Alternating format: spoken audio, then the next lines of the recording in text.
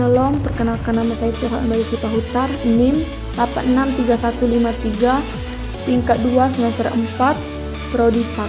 Baiklah, di sini saya akan menjelaskan tentang psikologi.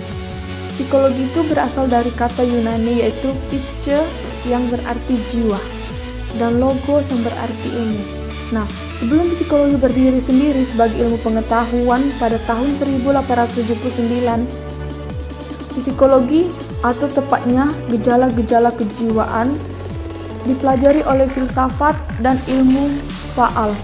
Dari sekian banyak tokoh yang kemudian berperan paling penting terhadap perkembangan psikologi ratusan tahun ke depan adalah 3 serangkai Sokrates, atau yang sering disebut trio SPA, yang terdiri dari Sokrates, Plato, dan Aristoteles. Pada era ini, René Descartes, seorang filsuf berasal dari Perancis, mencetuskan definisi bahwa ilmu jiwa atau psikologi adalah ilmu tentang kesadaran, dan adapun motonya yang terkenal yaitu adalah cogito ergo sum, yang artinya adalah saya berpikir maka saya ada. Dan adapun bapak psikologi yaitu Wilhelm Wundt yang mengatakan bahwa psikologi merupakan ilmu tentang kesadaran manusia atau Deskenke of Human Consciousness. Adapun pembentukan perilaku yaitu adalah perilaku manusia sebagai terbesar ialah berupa perilaku yang dipelajari. Dan adapun pembentukan perilaku yaitu terbagi menjadi 3. Yang pertama adalah pembentukan perilaku dengan conditioning atau kebiasaan. Yang kedua adalah pembentukan perilaku dengan pengertian atau insight. Yang ketiga adalah pembentukan perilaku dengan menggunakan model. Dan adapun teori-teori perilaku, yaitu yang pertama adalah teori insting. Teori insting merupakan perilaku yang innate dan perilaku bawaan. Yang kedua adalah teori dorongan atau drive theory.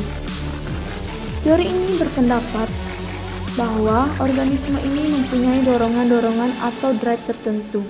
Yang ketiga adalah teori intensif atau incentive theory.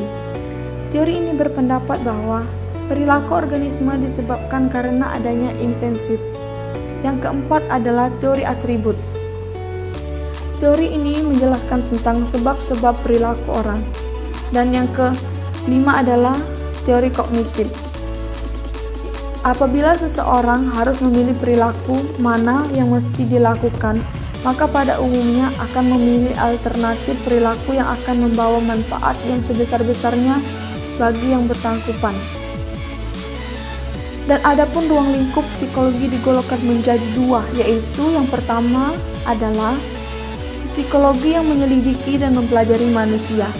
Dan kedua adalah psikologi yang menyelidiki dan mempelajari hewan. Dan menurut Immanuel Kant dibagi menjadi 3. Yang pertama adalah kognisi, yaitu pemahaman pikiran. Yang kedua emosi, yaitu gejolak jiwa yang menonjol yang menimbulkan gejolak jiwa. Yang ketiga adalah konasi, kehendak atau kemauan. Dan di sini juga saya akan menjelaskan manusia sebagai makhluk yang bereksistensi.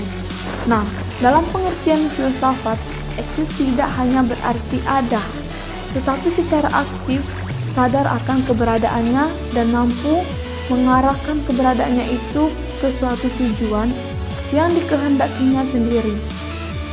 Manusia adalah sebagai makhluk biologis. Menurut pandangan psikologi modern, bahwa kita tidak dapat menjadikan manusia hanya sebagai objek atau sebagai pandangan kaum materialis, tetapi juga kita tidak dapat mempelajari manusia hanya dari kesadarannya atau pandangan kaum idealis. Nah, dan manusia dalam paham filsafat eksistensialisme ada 3. Yang pertama adalah manusia adalah eksistensi. Yang kedua adalah manusia tidak hanya ada di dunia ini, tetapi ia secara aktif mengada. Yang ketiga adalah tidak hanya tunduk pada kodratnya dan secara pasif menerima keadaannya, tetapi ia selalu sadar dan aktif menjadikan dirinya sesuatu. Dan adapun ciri-ciri perilaku yang membedakannya dari hewan yaitu yang pertama adalah kepekaan sosial, 2. Kelangsungan perilaku, 3. Orientasi pada tugas, 4. Usaha dan perjuangan, 5. Setiap individu manusia adalah unik.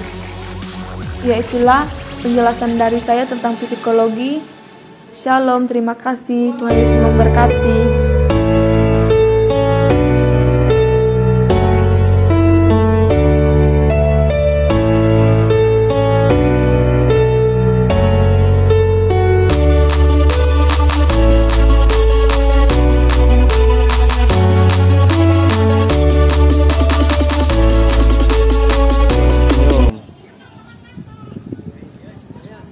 Lagi